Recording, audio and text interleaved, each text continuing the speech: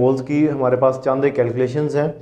तो मोल्स के फार्मूले को किस तरह मॉडिफाई करना है गिवन वैल्यूज़ के अकॉर्डिंग, कि आपके पास कहीं मैथ दिया जाएगा, कहीं मोलर मैथ होगा, कहीं नंबर ऑफ़ पार्टिकल्स होंगे, तो उनके अकॉर्डिंगली हमने मोल के फार्मूले को मॉडिफाई करके जो है अपना आंसर लेना है। तो चलिए स्टार्ट करते हैं। हमारे पास है केमिकल कैलकुलेशंस। केमिकल कैलकुलेशंस का टॉपिक है। इसमें हम देखेंगे डिफरेंट कैलकुलेशंस या different modification of formulas of mole. Chemical calculations में इसमें सबसे पहले हमारे पास है मोल का फार्मूला।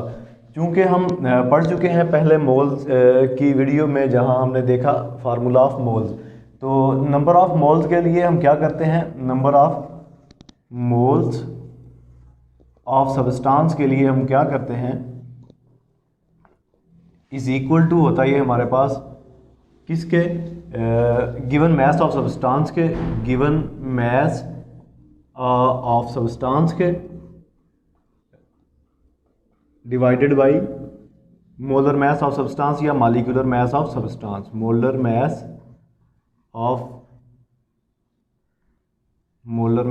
Of substance. तो ये है हमारे पास मोल का फार्मूला, कि अगर हमें मास दिया गया है और मोलर मास हमें पता होता है किसी भी मॉलिक्यूल का, कंपाउंड का, तो ये वैल्यूज पुट करके हम number of moles find out कर लेते हैं। इस फार्मूले की कुछ आगे मॉडिफिकेशंस हैं हमारे पास। मॉडिफिकेशन क्या है कि पहली जो मॉडिफिकेशन है बुक में भी गिवन है कि मोल मास कैलकुलेशन है, मोल मास कैलकुलेशन। इसकी ऑनवर्ड हम एग्जांपल्स भी देखेंगे।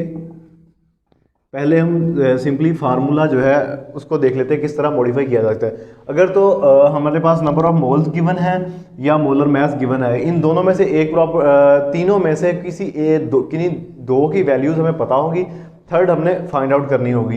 तो मोल मास कैलकुलेशन में हम क्या देखेंगे, हमारे पास mole mass of substance find out करना होगा, मास ऑफ सब्सटेंस ये हमने फाइंड करना है, इज इक्वल टू, फिर हम इस फार्मूले को किस तरह मॉडिफाई करेंगे, क्योंकि मास ऑफ सब्सटेंस हमने फाइंड करना है तो इसे इस तरफ ले आएंगे और बाकी सारी वैल्यूज़ को दूसरी तरफ ले जाकर मॉडिफाई कर लेंगे। तो किस तरह करेंगे, मैथ हमें पता है तो ये यहाँ डिवाइड हो रहा है, इधर जाके मल्टीप्लाई हो जाएगा। Number of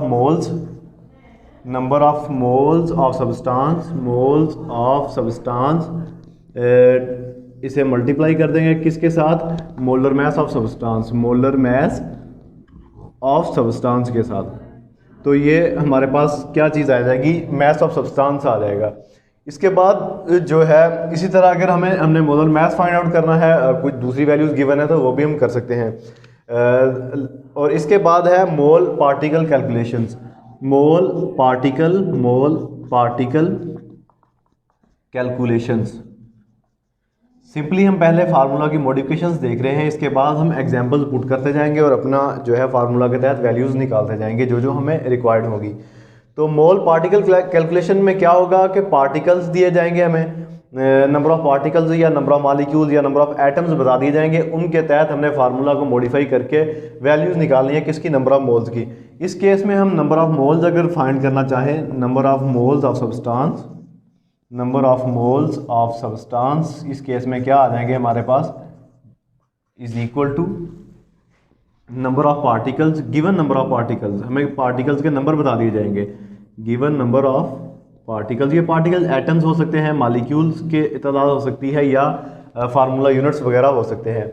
given number of particles को डिवाइड कर देंगे किस पे, एवोगैड्रो नंबर पे। ये एवोगैड्रो नंबर क्या है, ये है 6.02 इंटू 10⁻23। तो इसके साथ डिवाइड कर देंगे, मल्टीप्लाई कर देंगे। In case of number of particles हमें नंबर ऑफ पार्टिकल्स दिए जाएंगे और कहा जाएगा कि number of moles of substance find out करें। हम नंबर ऑफ पार्टिकल्स जो है उनकी वैल्यूज पुट करेंगे, डिवाइड कर देंगे एवोगैड्रो नंबर पर, तो हमारे पास नंबर ऑफ मोल्स आ जाएंगे in case of these values, अगर हमें ये वैल्यूज पता हो। तो उसके बाद एक और है कि नंबर ऑफ पार्टिकल्स किस तरह फाइंड आउट करने हैं, क्योंकि मोल पार्टिकल कैलकुलेशन है तो हमें मोल के फार्मूले के तहत number of particle find out करने का भी कहा जा सकता है। सिंपली उसी तरह हम फार्मूला को मॉडिफाई कर लेंगे। क्या करेंगे, number of particles find out करने के लिए number of particles of substance is equal to number of particles of substance is equal to क्या होगा, इस फार्मूला को जब मॉडिफाई करेंगे तो number of moles of substance divide multiply कर देंगे number of moles of substance, इनको मल्टीप्लाई कर देंगे 6.02 इंटू 10⁻23 के साथ। मल्टीप्लाई करेंगे तो फाइनली हमारे पास मॉलिक्यूल्स की या पार्टिकल्स की तादाद आ जाएगी फाइनल। तो ये थी मोल पार्टिकल कैलकुलेशंस। इन्हीं फार्मूला को बेसिकली हमने यूज़ करना है। यूज़ करते हुए हमने कुछ एग्जांपल्स हैं वो सॉल्व आउट करनी है। तो चलिए स्टार्ट करते हैं। 3-4 एग्जांपल हैं बुक में हमारे पास गिवन, सॉल्व्ड एग्जांपल्स हैं हमारे पास। तो इसमें कैलकुलेट करने हैं gram molecules in 40 gram of phosphoric acid H3PO4। तो ग्राम मॉलिक्यूल्स एक्चुअली जब हम किसी भी मैथ्स को ग्राम में लेके जाते हैं, हम पीछे मोल की लेक्चर में पढ़ आए हैं कि वो एक्चुअली जब ग्राम का वर्ड यूज़ किया जाएगा तो हमने ज़रा कंसंट्रेट करना है कि वो मोल की तरफ ही इशारा होगा, वो क्लू मोल की तरफ जा रहा होगा कि वो ग्राम मॉलिक्यूल्स की बात की जा रही है, तो हमने मोल्स ही फाइंड आउट करने, बुक में भी मेंशन है। पहले उसको सॉल्व करने की कोशिश करते हैं, फिर बाद में इसको, बुक में भी वैसे सॉल्व है, हम ज़रा डिटेल सॉल्व करते हैं इसे। तो हमारे पास जो गिवन मैथ है, given math of H3PO4, given math of H3PO4 क्या आएगा, इज इक्वल टू 40 ग्राम। अब चूँकि मोल के फार्मूले के तहत इसे फाइंड आउट करना, तो इसका हमें मोलर मैथ भी फाइंड आउट कर लेना चाहिए। Molar math of H3PO4, molar math of H3PO4 क्या होगा, इज इक्वल टू एक ऑक्सीजन के एटम का एटॉमिक मास हमारे पास 16 होता है, तो यहाँ पर ऑक्सीजन के 4 एटम हैं। फास्फोरस है, फास्फोरस का 30 भी है किसी केस में, किसी में 31 है, तो हम 31 काउंट करते हैं। और हाइड्रोजन के एक एटम का एटॉमिक मास 1 होता है, यहाँ पर 3 है, तो 3 हाइड्रोजन के, फास्फोरस का 31 और ऑक्सीजन का 64। ऑक्सीजन का एटॉमिक मास क्या आएगा, 64। इसे काउंट करेंगे, सारे को सम करेंगे तो क्या आएगा, ये 34 और 64 इज इक्वल टू 98 बन जाएगा। तो ये एटॉमिक मास इसका क्या होगा, 98 इसका बन जाएगा एटॉमिक मास, ग्राम्स या जो भी। तो इसे फाइंड आउट करने के लिए चूंकि हमारे पास 2 वैल्यूज़ आ गई हैं, तो नंबर ऑफ मोल्स का फार्मूले के तहत ही, मोल्स के फार्मूले के तहत ही इसे फाइंड आउट करने की कोशिश करते हैं। Number of moles is equal two of H3PO4, number of moles कर लें या नंबर ऑफ मॉलिक्यूल्स कर लें, नंबर ऑफ ग्राम मॉलिक्यूल्स कर लें। Number of gram molecules of H3PO4 के केस में क्या आएगा, number of grams of H3PO4, given mass of H3PO4, given mass of H3PO4 divided by क्या होगा, molar mass of H3PO4, molar mass of H3PO4, molar mass of H3PO4। तो इधर हम values put करेंगे, हमारे पास इसका सिंपली आंसर आ जाएगा। Given mess 40 है और जो मोलर मैस है वो 98 है, तो इसका आंसर आएगा हमारे पास इक्वल टू 0.408। तो इसका जो यूनिट पुट करेंगे वो यूनिट होगा ग्राम। नंबर ऑफ ग्राम मॉलिक्यूल्स ही हमने फाइंड आउट किया, number of gram molecules of H3PO4, तो ये आंसर बन जाएगा 0.408 ग्राम। इसके बाद सेकंड एग्जांपल है, you have piece of coal weighing 9.0 gram, calculate moles of coal. Coal actually हमारे पास कार्बन ही होता है, तो इसको भी सिंपली उसी फार्मूला के तहत फाइंड आउट करने की कोशिश करते हैं। Given mass of coal is equal to, given mass of coal क्या होगा, इज इक्वल टू 9.0 ग्राम दिया गया है। और इसका मोलर मैस ऑफ कोल कितना है, या molecular mass, molar mass of coal है हमारे पास इज इक्वल टू 12 ग्राम। तो number of moles find out करने हैं कोल के भी, number of moles of coal, number of moles of coal is equal to क्या करेंगे, given mass of coal, given mass of coal divided by molar mass of coal, molar mass of coal. तो given mess है 9.0 ग्राम over molar mass कितना है इसका, 12 gram. तो इसको जैसे ही सॉल्व करेंगे इसका आंसर क्या आएगा 0.75 ग्राम। तो 0.75 ग्राम आ गया। इसका क्या मतलब हुआ कि 9.0 ग्राम जो कोल है उसमें number of moles of coal कितने होंगे 0.75 ग्राम। तो इधर पुट करेंगे 9.0 gram of coal, 0 gram of coal contains क्या 0.7 gram moles of coal, moles बस ठीक हो गया, कंटेन 0.7 ग्राम मोल्स। तो ये इसका आंसर था। ये थी सेकंड एग्जांपल हमने सॉल्व कर ली। इसके बाद दो एग्जांपल मजीद हैं, उन्हें भी सॉल्व करने की कोशिश करते हैं हम। थर्ड एंड फोर्थ एग्जांपल हम सॉल्व करने जा रहे हैं। थर्ड एग्जांपल क्या है, कैलकुलेट नंबर ऑफ मोल्स। यहाँ पर हमने number of moles find out करने हैं, number of molecules and number of atoms present in 6 gram of water. Given mass of water हमें दे दिया गया है कि 6 ग्राम है वाटर के हमारे पास, तो उन्हीं को यूज़ करते हुए number of moles, number of molecules and number of atoms find out करने हैं। चलिए स्टार्ट करते हैं। सबसे पहले number of moles of H2O, number of moles find out करते हैं वाटर के, moles of H2O is equal to direct values put करते हैं, चूँकि फार्मूला हम काफ़ी दफ़ा यूज़ कर रहे हैं। तो number of molecules of H2O के लिए, number of moles of H2O के लिए given mass divided by molar mess करेंगे हम। गिवन मैस 6 ग्राम है, divided by molar mess water का कितना है 16 एटॉमिक मैस ऑक्सीजन के एक एटम का, और साथ 2 एटम किसके हैं हाइड्रोजन के। 16 + 2 करेंगे तो 18 बन जाएगा। तो इसे जैसे ही डिवाइड करेंगे तो इसका आंसर आएगा 0.33 मोल्स। इधर लिखेंगे 6 gram of H2O contains 0.33 moles of water. तो ये हमारा पहला आंसर आ गया कि नंबर ऑफ मोल्स कितने होंगे इसमें। सिंपली फार्मूले के तहत हमने फाइंड आउट कर लिया। उसके बाद फाइंड आउट करें नंबर ऑफ मॉलिक्यूल्स। इसके लिए भी हमने फार्मूला रेपिटेटिवली यूज़ कर लिया है, पहले पढ़ लिया है फार्मूला। तो बजाय इसके फार्मूले के हम डायरेक्ट वैल्यूज पुट करते हैं यहाँ पर। Number of molecules of water, number of molecules of water या H2O कर लें इधर, is equal to number of molecules या नंबर ऑफ पार्टिकल्स एक ही बात है। इसके लिए हमने फार्मूला पहले यूज़ किया है, मोलर मैस को या नंबर ऑफ मोल्स को मल्टीप्लाई कर देते हैं किसके साथ, नंबर ऑफ पार्टिकल्स या नंबर ऑफ जो है हमारे पास Avogadro's number, number of moles into 6.02 into 10⁻23।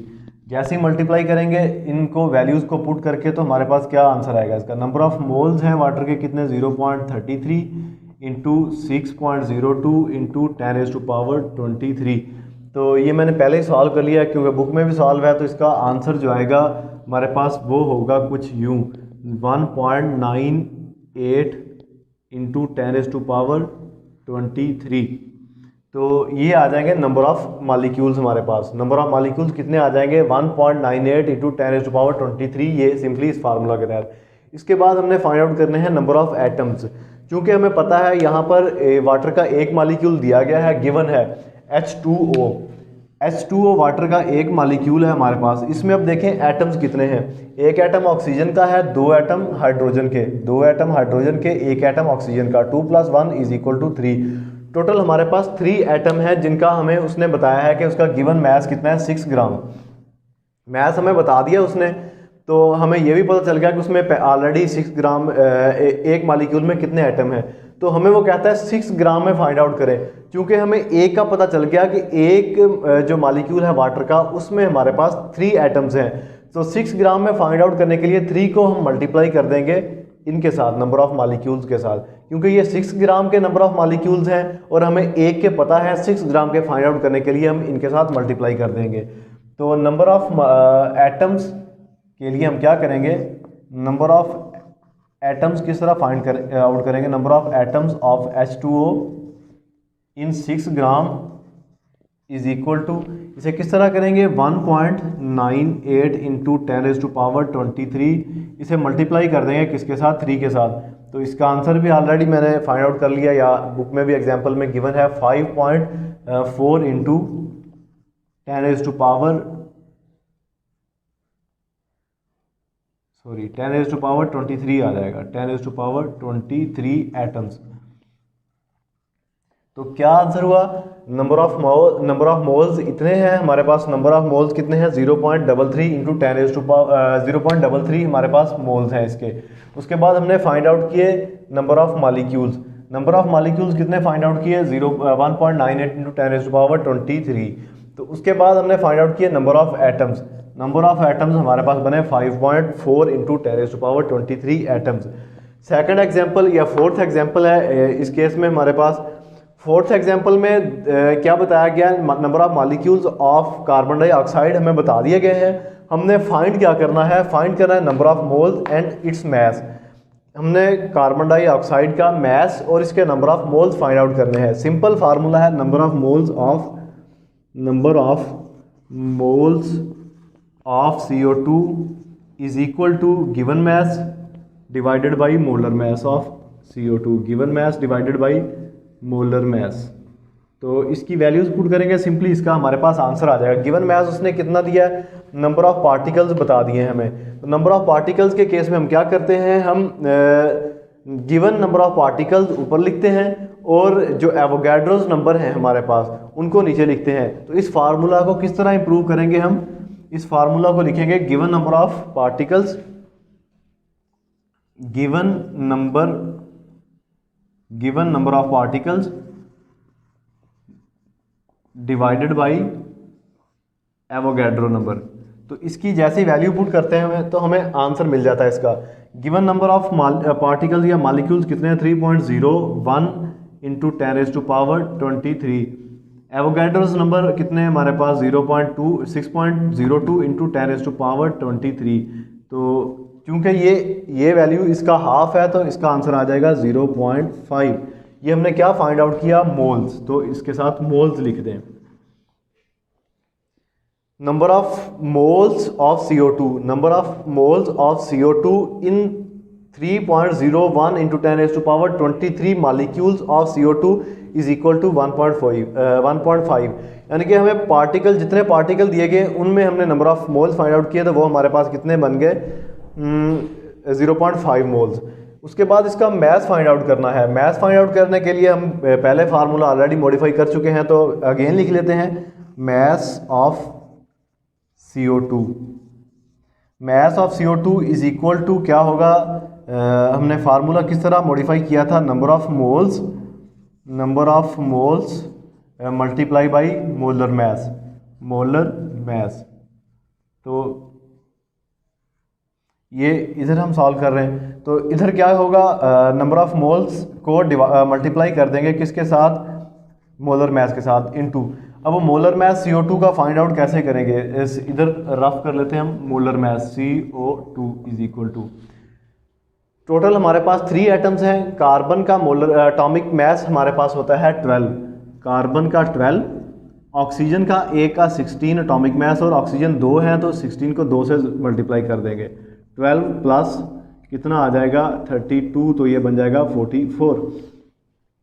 जैसे ही यहाँ पर 44 पुट करेंगे तो इसको सॉल्व करेंगे, इसका आंसर आ जाएगा इज इक्वल टू 22 ग्राम्स। क्योंकि मैस फाइंड आउट किया, मैस ऑफ CO2, तो ये भी हमारे पास सॉल्व हो गया कि हमने पहले मोल फाइंड आउट किए नंबर ऑफ पार्टिकल्स को यूज़ करते हुए, नंबर ऑफ मॉलिक्यूल्स को यूज़ करते हुए मोल फाइंड आउट कर लिए। मोल कितने हैं हमारे पास? 0.5 मोल्स बने। उसके बाद हमने इसका मैस फाइंड आउट कर लिया तो ये हो गया इसका मैस। तो ये थी जी टोटल 4 एग्जांपल्स हमारे पास। तो अब तक के लिए इतना ही। ओके जी, अल्लाह हाफिज़।